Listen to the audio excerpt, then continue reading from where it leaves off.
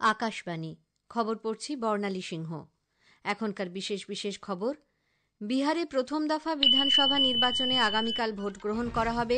নির্বাচনের যাবতীয় প্রস্তুতি সম্পন্ন। ভারত ও নিউজিল্যান্ডের মধ্যে বাণিজ্য, বিনিয়োগ ও উদ্ভাবন সংক্রান্ত উচ্চ পর্যায়ের আলোচনায় অংশ নিতে শিল্প বাণিজ্য মন্ত্রী পীযূষ গোয়েল সেদেশে পৌঁছেছেন। বিদেশমন্ত্রী ড এস জয়শঙ্কর বলেছেন, ভারত ও জাপানের মধ্যে অংশীদারিত্ব ভারত প্রশান্ত মহাসাগরীয় অঞ্চলে কৌশলগত স্থিতিশীলতা জোরদার করবে। ভারত ও ইসরায়েলের মধ্যে একটি কৌশলগত প্রতিরক্ষা সহযোগিতা চুক্তি স্বাক্ষরিত হয়েছে। ভারতীয় বংশোদ্ভূত ডেমোক্র্যাট প্রার্থী জোহরান মামদানি মার্কিন যুক্তরাষ্ট্রের নিউ ইয়র্ক শহরের মেয়র নির্বাচিত হয়েছেন। নানা ধর্মীয় অনুষ্ঠানের মধ্য দিয়ে আজ শিখ ধর্মের প্রবর্তক গুরু নানক দেবের ৫৫৬তম জন্মজয়ন্তী পালিত হচ্ছে। আসছি বিস্তারিত সংবাদে। বিহার বিধানসভা নির্বাচনের প্রথম দফার ভোটের জন্য ১৮টি জেলার ১২১টি আসনে আগামীকাল ভোট নেওয়া হবে। এজন্য সব প্রস্তুতি প্রায় সম্পূর্ণ। সুষ্ঠু, অবাধ ও শান্তিপূর্ণ নির্বাচন সুনিশ্চিত করতে কঠোর নিরাপত্তার বন্দোবস্ত করা হয়েছে। সকাল ৭টা থেকে শুরু হয়ে ভোট গ্রহণ পর্ব চলবে সন্ধে ৬টা পর্যন্ত। যদিও নিরাপত্তার কথা বিবেচনা করে সিওরি, বখতিয়ারপুর, মাহিসি, তারাপুর, মুঙ্গের, জামালপুরে বিকেল ৫টা পর্যন্ত ভোট নেওয়া হবে। ৩,৭৫,০০,০০০ অধিক ভোটার আগামীকাল ১,৩১৪ জন প্রার্থীর রাজনৈতিক ভাগ্য নির্ধারণ করবেন। এদের মধ্যে ১২২ জন মহিলা প্রার্থী। প্রীতি কিন্নার নামে একজন রূপান্তরকামী প্রার্থী গোপালগঞ্জ জেলার ভোরে আসন থেকে প্রতিদ্বন্দ্বিতা করছেন। প্রথম দফার ভোট সুষ্ঠু ও নির্বিঘ্ন রাখতে নির্বাচন কমিশন ব্যাপক বন্দোবস্ত করেছে।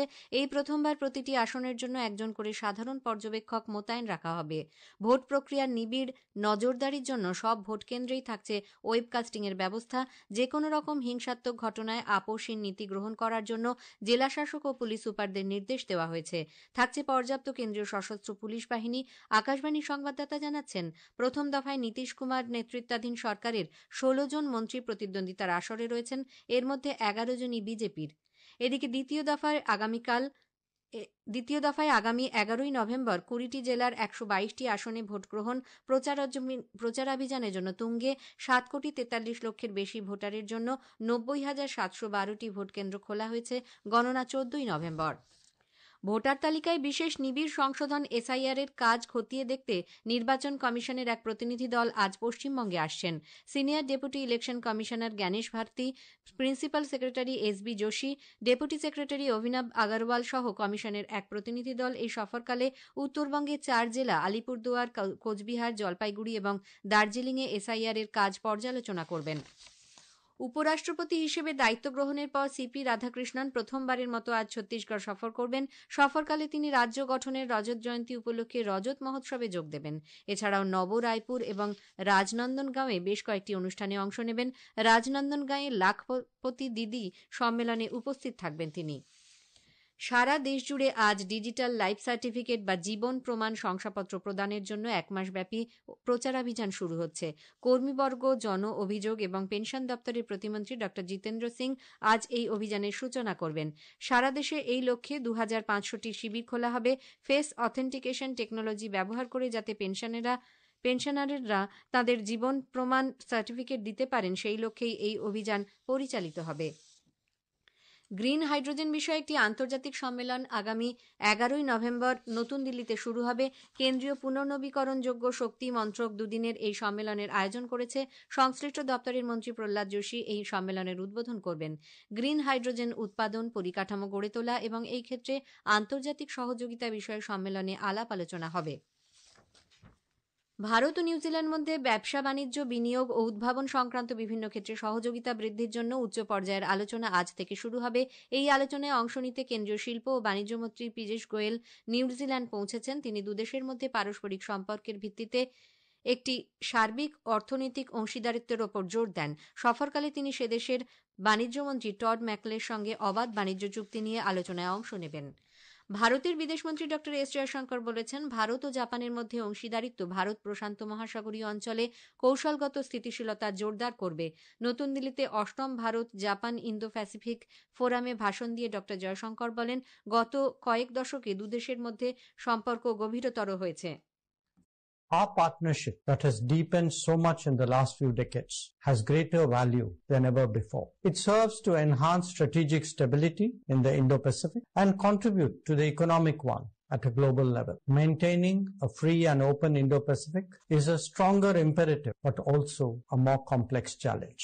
Our bilateral relationship responds to the changing global scenario, and that is reflected in the deepening of cooperation across multiple domains. খবর শুনছেন আকাশবাণী থেকে।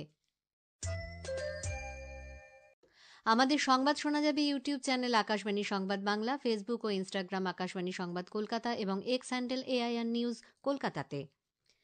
ভারত ও ইসরায়েলের মধ্যে একটি কৌশলগত প্রতিরক্ষা সহযোগিতা চুক্তি স্বাক্ষরিত হয়েছে। গতকাল তেল আবিবে দুদেশের মধ্যে সপ্তদশ যৌথ কর্মীগোষ্ঠীর বৈঠকে এই চুক্তি স্বাক্ষরিত হয়। ভারতের পক্ষে প্রতিরক্ষা সচিব রাজেশ কুমার সিং এবং ইসরায়েলের পক্ষে সে দেশের প্রতিরক্ষা মন্ত্রকের মহানির্দেশক আমির বারাম এই চুক্তিতে স্বাক্ষর করেন। বৈঠকে উভয় দেশের মধ্যে সহযোগিতা জোরদার করার জন্য জোর দেওয়া হয়। ডেমোক্র্যাট দলের প্রার্থী জোহরান মামদানি মার্কিন যুক্তরাষ্ট্রের নিউ ইয়র্ক শহরের মেয়র নির্বাচিত হয়েছেন। ভারতীয় বংশোদ্ভূত মামদানি নির্দল প্রার্থী অ্যান্ড্রু কুয়োমোকে হারিয়ে দিয়েছেন। তিনিই প্রথম নিউ ইয়র্ক শহরের কনিষ্ঠতম মেয়র হিসেবে নির্বাচিত হলেন। 2026-এর 1 জানুয়ারি থেকে তিনি কার্যভার গ্রহণ করবেন।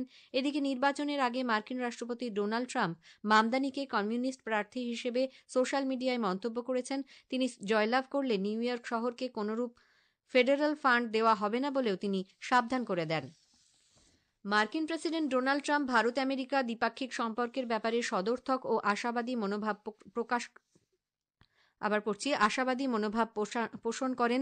হোয়াইট হাউসের প্রেস সচিব ক্যারোলিন লিভিট গতকাল দুদেশের মধ্যে চুক্তি সংক্রান্ত এক প্রশ্নের উত্তরে একথা বলেন। ক্যারোলিন আরও বলেন, রাষ্ট্রপতি ট্রাম্প প্রধানমন্ত্রী নরেন্দ্র মোদীর সম্পর্কে অত্যন্ত শ্রদ্ধাশীল এবং তাঁদের মধ্যে প্রায়ই কথা হয়। We have a great U.S. ambassador to India in Mr. Sergio Gore, who will represent our country very well. And the president and his trade team continue to be in very serious discussions with India with respect to that topic. So the president has great respect for Prime Minister Modi, and they speak pretty frequently. ফিলিপিন্সের typhoon কালমিগিতে কমপক্ষে 40 জন নিহত এবং হাজার হাজার বাড়ি ধ্বংস হয়েছে। মধ্য ফিলিপিন্সের শিবু শহরে টাইফুনের তাণ্ডবে অধিকাংশ জায়গা জলমগ্ন হওয়ায় সেখানে সর্বাধিক ক্ষয়ক্ষতি হয়েছে। উত্তরাঞ্চলীয় মিন্ডানাও দ্বীপে একটি উদ্ধারকারী সামরিক হেলিকপ্টার ভেঙে পড়লে 6 জন কর্মী নিহত হয়েছেন। গতকাল ভোরে টাইফুন মিন্ডানাও স্থলভূমিতে প্রবেশ করার পর ঝড়ের গতিবেগ কিছুটা কমেছে, তবে শেষ খবর পাওয়া পর্যন্ত ঘণ্টায় 130 কিলোমিটার বেগে বয়ে চলা এই বিধ্বংসী ঝড়ে ব্যাপক ক্ষয়ক্ষতির আশঙ্কা করা হচ্ছে। নানা ধর্মীয় অনুষ্ঠানের মধ্য দিয়ে আজ শিখ ধর্মের প্রবর্তক গুরু নানক দেবের 556তম জন্মজয়ন্তী উদযাপিত হচ্ছে। কার্তিক পূর্ণিমা তিথিতে গুরু নানকের জন্মজয়ন্তী পালিত হয়। দিনটি গুরু পরব হিসেবেও পরিচিত। গুরু নানকজি আজীবন ভ্রাতৃত্ববোধ ও সৎ আচরণের পথ অনুসরণের বাণী প্রচার করে গেছেন।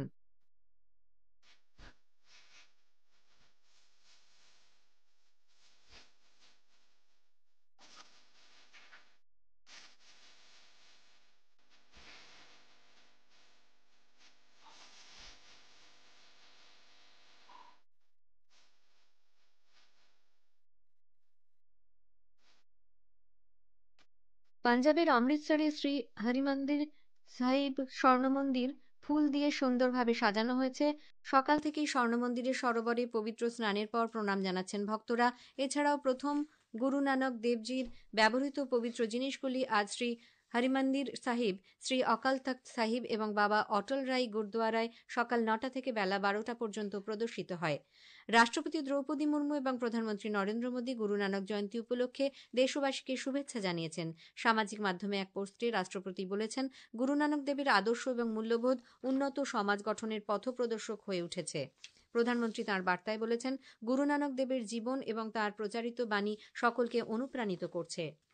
রাষ্ট্রপতি দ্রৌপদী মুর্মু ঐতিহাসিক বালিযাত্রা উৎসব এবং বৈঠা বন্দনা উপলক্ষে সমগ্র দেশবাসীকে, বিশেষত ওড়িশার মানুষকে শুভেচ্ছা জানিয়েছেন। এক সোশ্যাল মিডিয়া পোস্টে তিনি বলেন, বালিযাত্রা ওড়িশার বর্ণাঢ্য সামুদ্রিক, বাণিজ্যিক এবং সাংস্কৃতিক ঐতিহ্যের পরিচায়ক। শেষ করার আগে খবরের বিশেষ কিছু অংশ আরেকবার। বিহারে প্রথম দফা বিধানসভা নির্বাচনে আগামীকাল ভোট গ্রহণ করা হবে। নির্বাচনের যাবতীয় প্রস্তুতি সম্পন্ন। ভারত ও নিউজিল্যান্ডের মধ্যে বাণিজ্য, বিনিয়োগ ও উদ্ভাবন সংক্রান্ত উচ্চ পর্যায়ের আলোচনায় অংশ নিতে শিল্প বাণিজ্য মন্ত্রী পীযূষ গোয়েল সেদেশে পৌঁছেছেন। নানা ধর্মীয় অনুষ্ঠানের মধ্য দিয়ে আজ শিখ ধর্মের প্রবর্তক গুরু নানক দেবের 556তম জন্মজয়ন্তী পালিত হচ্ছে। খবর শেষ হলো, এরপর শুনুন স্থানীয় সংবাদ।